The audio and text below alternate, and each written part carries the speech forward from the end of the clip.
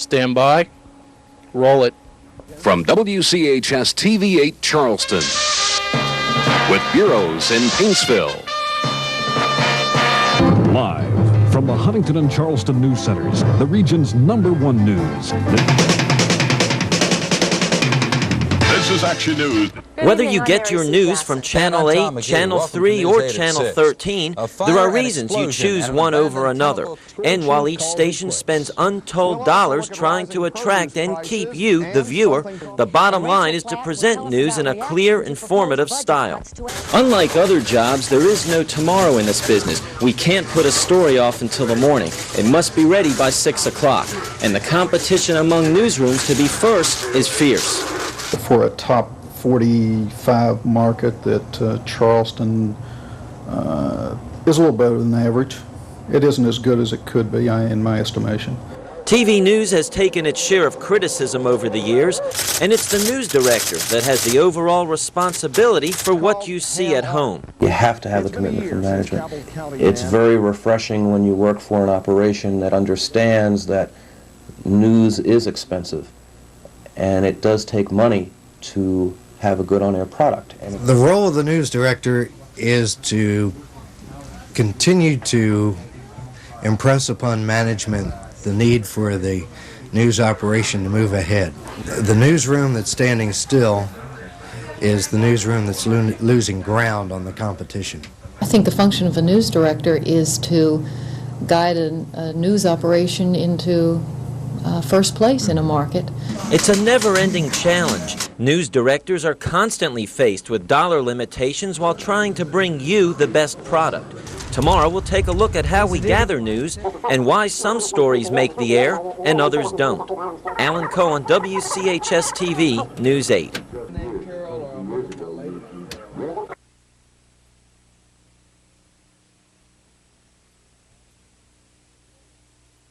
Stand by.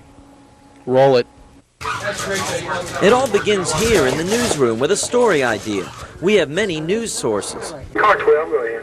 The police scanner, countless press releases, several wire services, and phone calls from you. Stories are logged on a board, and it's up to the assignment editor to keep track of the day. My basic responsibility is to send reporters and photographers out on the day-to-day assignments, deciding what's going to be covered, who's going to cover it, what times. I'm basically a traffic cop of the newsroom. Our stories are recorded and edited on cassettes, much like one you would use in a home recorder. We use 3/4-inch videotape, not film. And unlike film, the cassettes can be reused many times.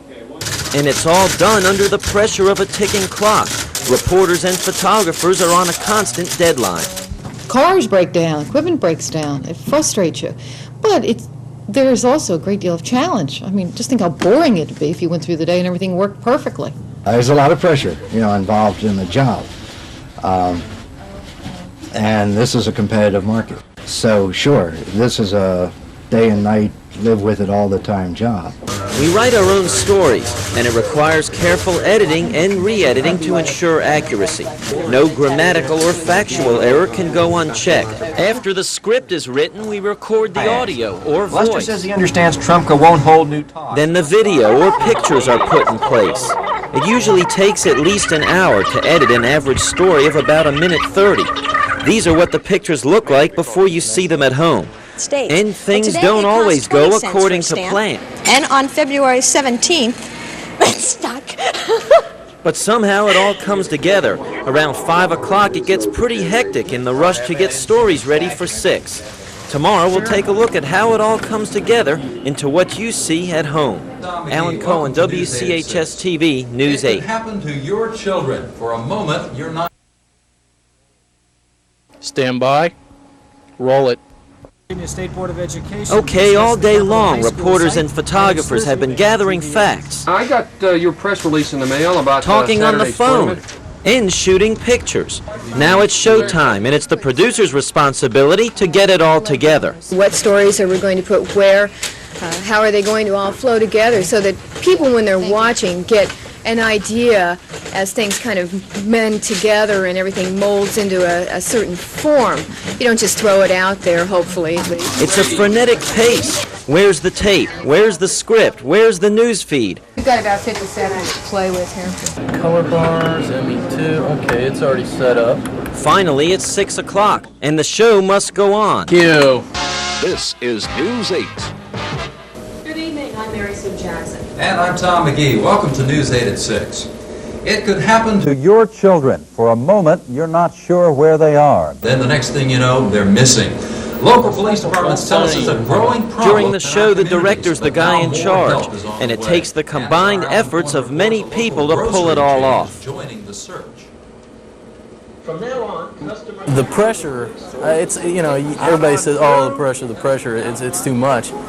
But the pressures are just large or bigger than life because you have to make decisions like that. I mean, you don't have time to sit down and think what's right. You just have to make your decision and go. Fred, you see that out, Q? And sometimes things get a little crazy. Because those three youngsters have really given us a lift this year. Roll it. Roll number... A tape is stuck. Rich isn't on the air, but in seconds he will be. All right. Roll it when you get it. Cue him. Now, here's a guy who's done a pretty good job this week. His name is Jesse Peterson. Meanwhile, here's what you were seeing at home. All right, forget it. Give him a no tape coming. It's coming. It's up. Moments later, order was restored. Fortunately, that doesn't happen every night, but it can get pretty nerve-wracking. Tomorrow, the role of the consultant. Allen Cohen, WCHS TV, News 8. Coming back to the floor. Tighten him up. Tighten him up. Coming back to the floor. Now, with professional boxing making an appearance.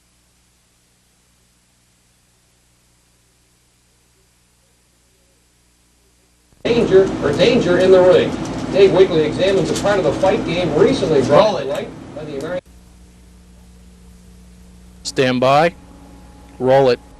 The American public has become very news conscious. They've become very news hungry, almost news junkies.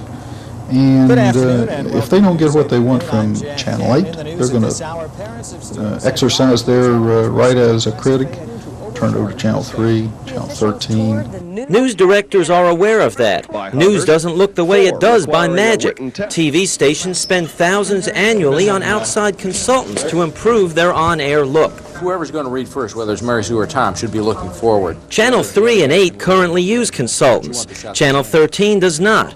They help us with everything from writing to delivery, even what to wear, how to look, and what makeup to use. A consultant's role is still fundamentally good journalism. We work on some cosmetic things, we work on presenters, we work on graphics, but the whole purpose of what we do is clearer communication, because when the audience understands the news, they're going to watch it consistently.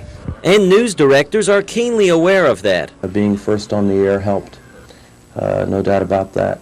But I believe that only lasts for a certain period of time.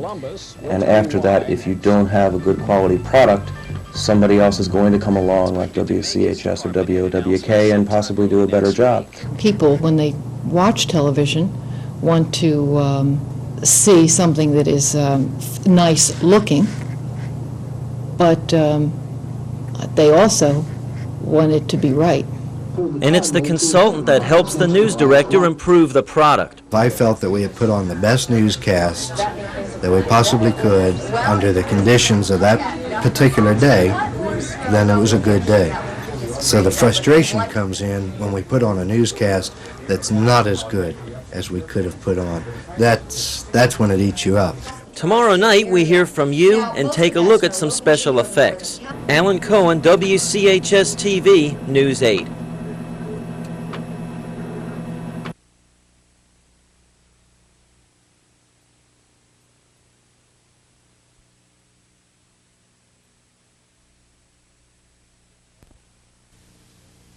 Stand by.